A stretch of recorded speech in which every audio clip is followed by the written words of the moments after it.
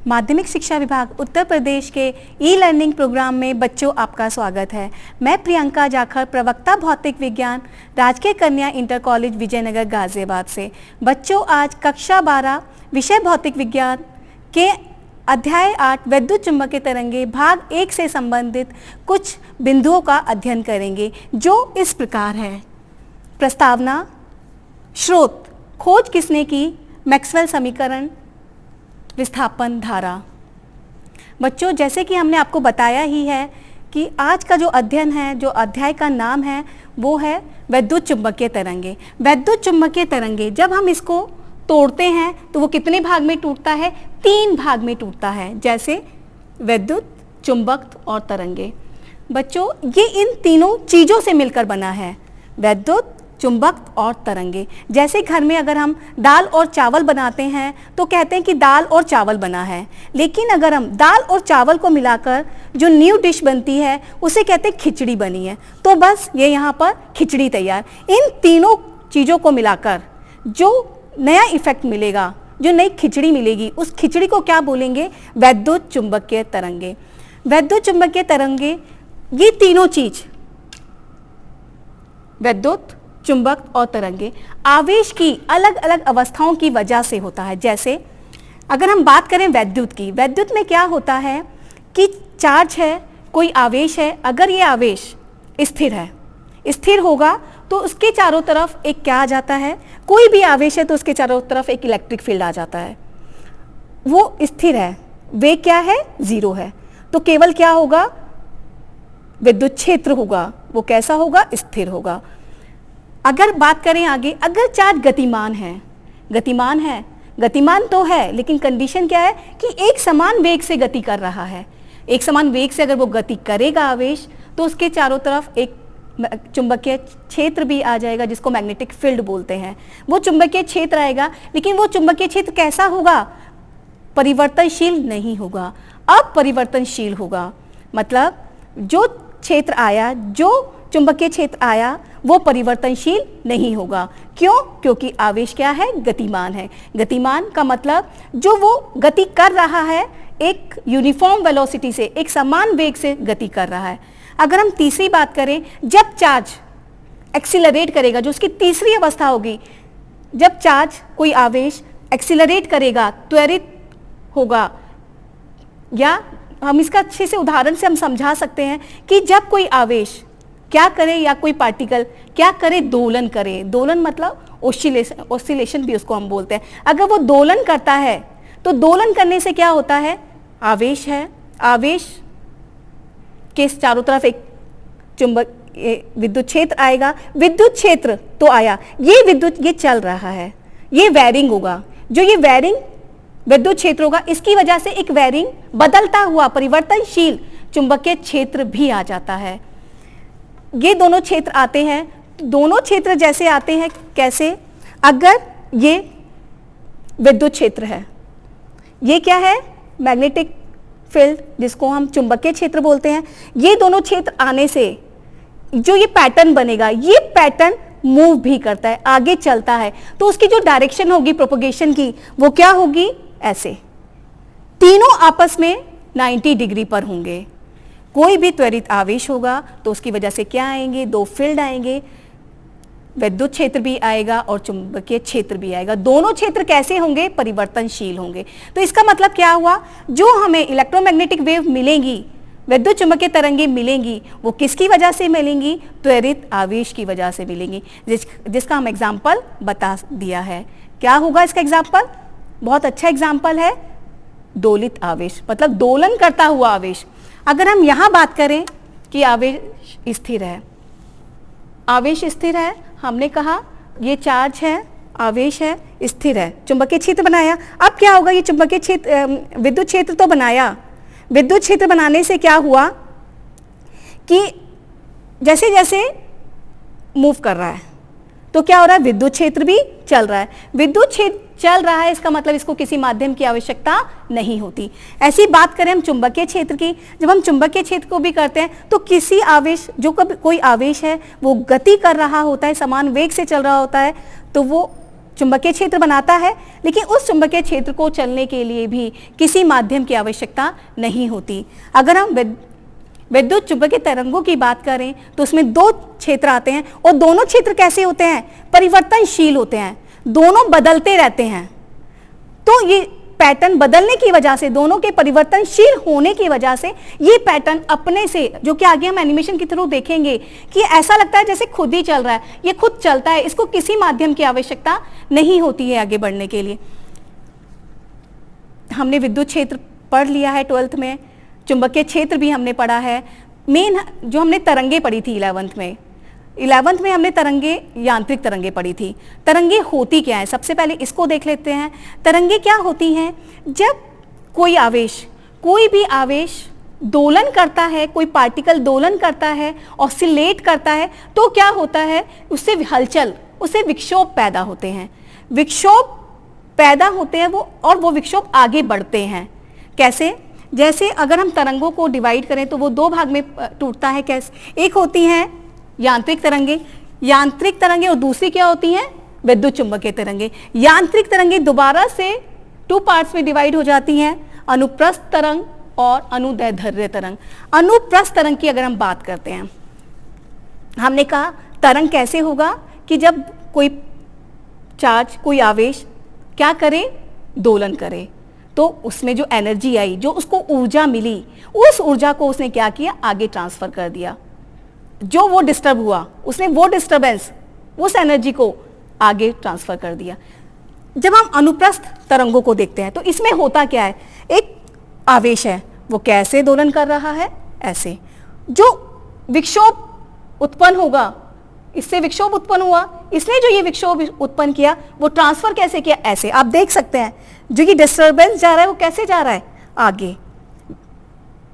ऐसे इसने क्या किया? ऑसिलेट किया, दोलन किया। विक्षोभ के, डिस्टर्बेंस के चलने की डायरेक्शन क्या है? दिस। तो दोनों के बीच में जो एंगल होगा, जो कोण होगा, वो 90 डिग्री होगा। अगर हम अनुदैर्ध्य तरंगों की बात करें तो इसमें क्या होता है? कोई आवेश है, वो कैसे दोलन करता है? अपनी मीन पोजीशन से, अपनी मीन पोजीशन के पीछे और आगे, बैक एंड फोर्थ मोशन करेगा, दोलन करेगा। दोलन करने से क्या होगा? उसमें एनर्जी आएगी। जो इसमें एनर्जी आई, इस एनर्जी को इसने क्या किया? आगे ट्रांसफर कर दिया। जो इसके आगे पार्टिकल्स थे, आगे कण थे, उनको ट्रांसफर कर दिया। ये अपनी पोजीशन के इधर उधर ऐसे ही ये दोलन कर रहा है। आप यहां देख सकते हैं, ऐसे ये दोलन कर रहा है। और ये डिस्टर्बेंस कैसे जा रहा है? वो भी अगर इस आपको देखें तो ये डिस्टर्बेंस ऐसे ऐसे शिफ्ट हो रहा है। तो शिफ्ट होने से क्या होगा कि दोलन भी इसी डायरेक्शन में और जो डिस्टर्बेंस हुआ वो भी इसी डायरेक्शन में प्रोपेगेट किया। इन दोनों के प्रोपेगेशन जो डायरेक्शन होगी उसके बीच में कोई कोण नहीं होगा। इसका मतलब हम क्या कह सकते हैं कि दोनों के बीच में कितना का कोण होगा? 0 डिग्री का कोण होगा। अगर हम विद्युत चुंबकीय तरंगों की बात करें, हमने कहा इसको मीडियम की आवश्यकता नहीं होती। क्यों नहीं होती? कि जो इसको दो क्षेत्र बनते हैं, दोनों परिवर्तनशील क्षेत्र होते हैं, इसमें ऊर्जा निहित होती है। वो ऊर्जा, जैसे अगर विद्युत क्षेत्र बना, परिवर्तनशील विद्युत क्षेत्र ने क्या बनाया? परिवर्तनशील चुंबकीय क्षेत्र बना लिया। परिवर्तनशील चुंबकीय क्षेत्र ने, आगे एनिमेशन से हम देखेंगे तो इससे और ज्यादा क्लियर हो जाएगा कि ये पैटर्न हमें चलता हुआ दिखाई देता है, इसे किसी माध्यम की जरूरत नहीं होती। आगे हम जैसे हम बात करें, इसमें अभी हम बताया था कि तरंग का जो डिस्टर्बेंस चलेगा, इस तरंग में जो डिस्टर्बेंस चलता है और जो दोलन होता है, दोनों की डायरेक्शन परपेंडिकुलर होती है। इसमें क्या होता है? दोनों एक ही डायरेक्शन में होते हैं। इसमें माध्यम की आवश्यकता नहीं होती। दो फील्ड बनते हैं, दोनों परिवर्तनशील होते हैं और दोनों आपस में 90 के कोण होता है, उसका प्रोपगेशन की डायरेक्शन भी 90 पर होती है। तीनों के बीच में जो आपस में कोण बनता है वो 90 डिग्री होता है। अगर इसका हम एग्जाम्पल दें, अनुप्रस्थ तरंगों का सबसे अच्छा एग्जाम्पल है शांत जल में। कोई तालाब है शांत जल का, उसमें हम पत्थर डाल दें तो हमने देखा है बचपन में बहुत हम लोग शैतानी करते हैं। तो जब वो पत्थर डालते हैं तो पत्थर डालने से क्या होता है? कुछ हलचल पैदा होती है, कुछ विक्षोभ पैदा होता है जो हमें सर्कल की फॉर्म में दिखता है। तो वो विक्षोभ आगे बढ़ता है। उससे इस वाले अगर एनिमेशन को देखोगे, इससे एक बहुत अच्छी चीज पता चली। कैसे? कि जब ये कागज की बॉल, एक कागज की बॉल बनाकर इस विक्षोभ पर डालते हैं तो हमें क्या लगता है? बॉल ऊपर नीचे, जो हम पहले रस्सी वाला एग्जांपल एक ले रहे थे, तो ये बॉल ऊपर नीचे दोलन करती है, बट ये बॉल अपनी जगह से नहीं हिलती है। इसका मतलब जो पार्टिकल बॉल के नीचे वो दोलन कर रहे हैं, लेकिन ये दोलन करने से अपना जो डिस्टर्बेंस है वो आगे, जो एनर्जी है, जो ऊर्जा है, वो आगे ट्रांसफर कर रहे हैं। पार्टिकल अपनी पोजीशन पर, अपनी मीन पोजीशन के ऊपर नीचे ऑसिलेट करता है। इसकी बात करें, अभी बताया था, अगर इसको हम एग्जाम्पल से देख लेते हैं, क्या होगा कि एक पिस्टन है। पिस्टन में हमने क्या किया कि इसमें जो गैस भरी हुई है, पिस्टन को हमने प्रेस किया और छोड़ दिया, तो इसके क्या होगा, हमने जो इसके पिस्टन के पास के मॉलिक्यूल थे उसको डिस्टर्ब किया, उसको एनर्जी मिली। जब हमने इसको प्रेस किया तो उसको एनर्जी मिली, उसने दोलन किया। उसने दोलन कैसे किया, अगर यहाँ जैसे आप इसको देख पा रहे हैं, तो ये अगर दोलन करेगा तो बैक एंड फोर्थ वो दोलन करेगा, दोलन भी कर रहा है और आगे वालों को डिस्टर्ब भी कर रहा है, अपनी ऊर्जा को वो आगे ट्रांसफर भी कर रहा है। तो कैसे चल रहा है डिस्टर्बेंस, इसकी जो एग्जाम्पल है वो क्या है, ध्वनि तरंगे। अगर हम इसके एग्जाम्पल की बात करें, विद्युत चुंबकीय तरंगे, बहुत सारी तरंगे होती हैं ऐसी, लेकिन जो विद्युत चुंबकीय तरंगे हैं वो हमारी 7 विद्युत चुंबकीय तरंगे हैं जिसमें हम अपनी डेली लाइफ में रोज़ यूज़ करते हैं। जैसे अगर आप टीवी पर कुछ भी चीज़ अगर आप देख रहे हैं तो वो जो सिग्नल आ रहे हैं वो किसकी वजह से आते हैं, रेडियो तरंगे। वो रेडियो तरंगे क्या होती हैं, जो कि हम आगे पढ़ने वाले हैं, वो भी क्या होती हैं, विद्युत चुंबकीय तरंगे। अपनी डेली लाइफ में ऐसी बहुत सारी चीज़ें, हमें सन से जो लाइट मिलती है, एक्सरे, कभी हड्डी को अगर ब्रेक हो जाती है, जो फ्रैक्चर आ जाता है, उसका पता करना होता है, तो भी वो हम किसके थ्रू पता करते हैं, एक्सरे के थ्रू पता करते हैं। तो अपनी डेली लाइफ में हमें विद्युत चुंबकीय तरंगों का बहुत यूज़ करते हैं। फिर ये माइंड में आता है कि ये आखिर ये आइडिया किसी के मन में कैसे आया होगा कि जो तरंगे हैं वो बिना माध्यम के भी चल सकती हैं। तो ये सबसे पहले जो एक ऑरस्टीन ने एक आइडिया दिया था। ऑरस्टीन ने क्या कहा था, अगर कोई आवेश गतिमान है, चल रहा है, तो वो अपने चारों तरफ एक चुंबकीय क्षेत्र उत्पन्न कर लेता है। अगर कोई, लेकिन इसके लिए अभी हम सर्किट कंप्लीट नहीं कर रहे हैं। अगर सर्किट इसको कंप्लीट करिए, कंडक्शन हो, कंडक्टर हो, ये कंडक्टिंग, इसमें कंडक्शन हो जाए, मतलब चार्ज फ्लो हो जाए। एक कंडक्टर में चार्ज का फ्लो होना क्या होगा, इसको सर्किट अगर हम कंप्लीट कर दें तो चार्ज फ्लो होगी। जो चार्ज फ्लो हो रहा है, जो करंट फ्लो कर रही है, तो वो अपने चारों तरफ एक क्या कर लेगा, चुंबकीय क्षेत्र बना लेगा। वो चुंबकीय क्षेत्र किस तरह से बनाता है, एक कर्ल की फॉर्म में बनाता है। जैसे आप यहाँ देख सकते हैं, इन्होंने क्या किया, एक सर्किट बनाया, उसमें करंट फ्लो करा दी। करंट फ्लो कराने से क्या हुआ, जब इसके पास ये कंपास ला रहे थे, मैग्नेटिक नीडल ला रहे थे, तो क्या हो रहा था, ये मैग्नेटिक नीडल अपने पाथ से डिफ्लेक्ट हो रही थी। वो डिफ्लेक्ट क्यों होगी, कोई भी कंपास अगर वो अपने पास से डिफ्लेक्ट होती है, इसका मतलब वहाँ क्या है, चुंबकीय क्षेत्र है। जो उनका आइडिया था, जो ऑरस्टीन ने सोचा था, इसका मतलब वो ठीक था। कोई भी आवेश अगर गतिमान है तो उसके चारों तरफ क्या होगा, एक चुंबकीय क्षेत्र बनता है, जो कि हम इस एनिमेशन के थ्रू देख सकते हैं। जब ऑरस्टीन ने ये अपना आइडिया रखा तो उसके कुछ टाइम बाद फैराडेज आए। उन्होंने कहा कि अगर ऐसा पॉसिबल है तो इसका उल्टा भी तो पॉसिबल है। उन्होंने कहा अगर परिवर्तनशील चुंबकीय क्षेत्र है तो उससे विद्युत क्षेत्र उत्पन्न हो जाए। मतलब बेसिकली जब उनके मन में एक आइडिया आया तो उन्होंने क्या किया, एक एक्सपेरिमेंट किया। एक्सपेरिमेंट कर रहे थे तो उन्होंने क्या किया, एक सर्किट बनाया, एक क्लोज सर्किट बनाया, जो कॉइल के थ्रू इन्होंने उसको गैल्वेनोमीटर से कनेक्ट किया। जब इसको गैल्वेनोमीटर से कनेक्ट किया और उधर ये मैग्नेट, इधर एक सर्किट बनाया और इधर वो क्या लेकर आया, एक मैग्नेट। इसको इस वाले सर्किट को ऐसे ही प्लेस करके रख दिया, कुछ टाइम के लिए रखा, छोड़ दिया। गैल्वेनोमीटर इसमें इसलिए अटैच किया गया कि अगर इसमें जरा सी भी करंट आएगी तो वो क्या होगा, डिफ्लेक्ट करेगा, क्योंकि गैल्वेनोमीटर क्या होता है, करंट के लिए सेंसिटिव होता है। जरा सी भी अगर इसमें करंट आएगी तो ये एकदम अपने पाथ से हिलेगा। इन्होंने उसको रखने से क्या हुआ, कुछ नहीं आया। ये परेशान हुए। परेशान होने से इन्होंने इसको, जो भी इनका ये सर्किट रखा था, इन दोनों को उठा के थ्रो किया। जब थ्रो किया तो इन्होंने क्या देखा कि गैल्वेनोमीटर में डिफ्लेक्शन हुआ, अपने जो निडल थी वो अपने पाथ से हटी। इन्होंने फिर उठा के लाई उसको, फिर रखा, 2-3 दिन रखा, टाइम लिया रखा हुआ, लेकिन उसमें कोई भी चेंज नहीं आया। इन्होंने फिर क्या किया, इसको फिर से थ्रो किया। जब उसको थ्रो किया तो उसने फिर से डिफ्लेक्शन दिया। तो इन्होंने क्या करके देखा कि मैग्नेट को मूव करा के देखा, हिला के देखा, उससे क्या हो रहा था, चेंज इन विद्युत क्षेत्र में परिवर्तन हो रहा था।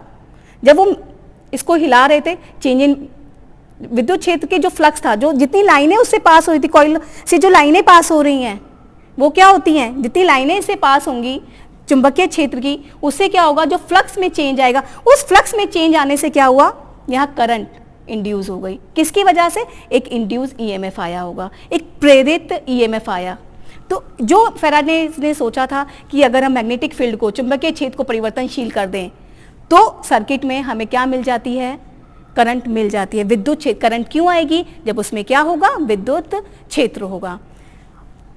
फैराडेज के बाद आई मैक्सवेल। मैक्सवेल ने कहा अगर फैराडेज का लॉ जो बता रहे हैं, क्या उसका अपोजिट भी पॉसिबल है। उनका ये थ्योरेटिकल था।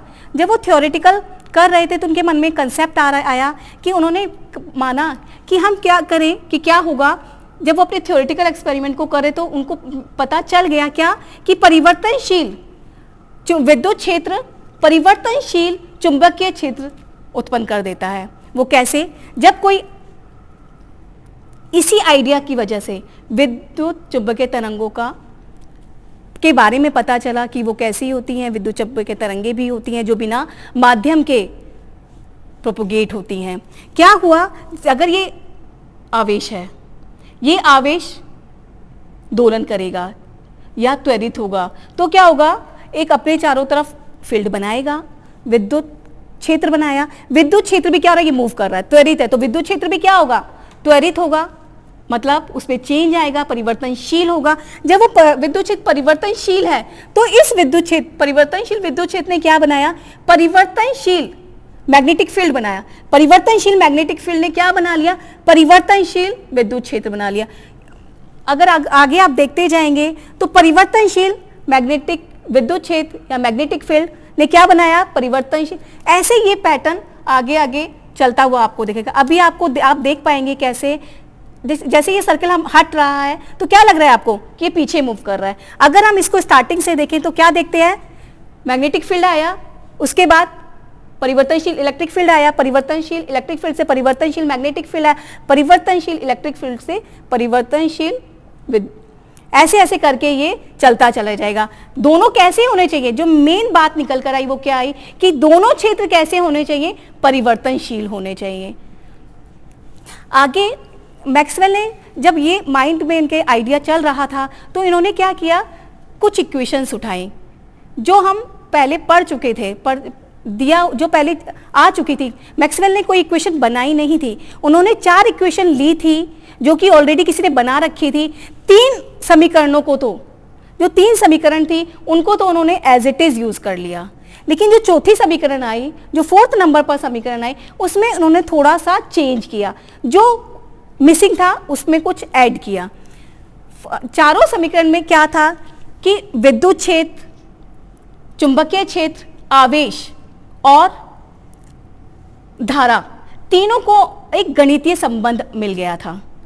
इन चारों समीकरण को जब आप पढ़ते हैं तो इन 4 चीजों में आपको एक गणितीय संबंध मिल जाता है। मैक्सवेल की इन 4 समीकरण से ये पता चलता है कि इन चारों में आपस में एक रिलेशन है, एक गणितीय संबंध है। जो पहली समीकरण थी जो कि मैक्सवेल ने दी नहीं थी, उन्होंने उठाई थी, उन्होंने ली थी, उसके बारे में स्टडी किया था, क्योंकि वो अपने आइडिया को उसको प्रूव करना चाहते थे। जो कि माइंड में आइडिया आ रहा था उसको चाहते थे प्रैक्टिकल में आ जाए। कैसे, जो पहली इक्वेशन क्या कहती है, क्या कहती थी, किसी बंद पृष्ठ से बद्ध कुल विद्युत फ्लक्स पृष्ठ से परिपथ कुल आवेश का 1/ε0 गुना होता है।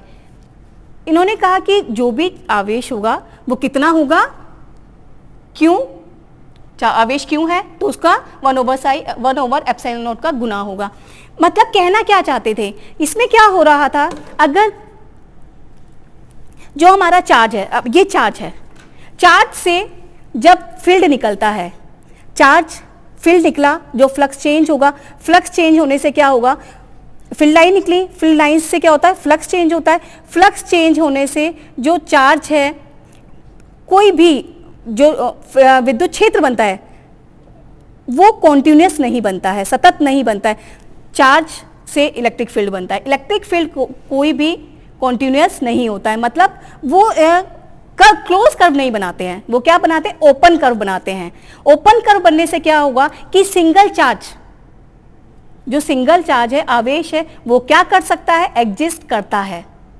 इससे हमें ये पता चला था कि, और अगर हम सेकेंड इक्वेशन की बात करें, सेकेंड समीकरण की बात करें, तो वो क्या कहता है, किसी बंद पृष्ठ से बद्ध कुल चुंबकीय फ्लक्स शून्य होता है। मतलब कि उसका जो टोटल चुंबकीय फ्लक्स होगा वो जीरो क्यों होता है। जब वो स्टडी कर रहे थे तो क्या कंक्लूजन उन्होंने निकाला कि सिंगल जो पोल होता है वो एग्जिस्ट नहीं करता है। सिंगल पोल एग्जिस्ट मतलब क्यों नहीं करता है, क्योंकि जो कर्व बनती हैं, चुंबकीय क्षेत्र जो बनता है, जो लाइनें निकलती हैं, वो कैसी बनाती हैं, क्लोज कर्व। जितना जाएगा उतना ही वापस आएगा, जितना जाता है उतना ही वापस। इसका मतलब टोटल क्या हुआ, चेंज इन फ्लक्स तो जीरो। तो सेकंड इक्वेशन में ये बताया गया था कि जो टोटल फ्लक्स होगा वो क्या होगा, जीरो होगा। आगे अगर हम बात करें, जो थर्ड इक्वेशन उन्होंने कहा ली थी, वो फैराडेज की इक्वेशन उन्होंने ली थी।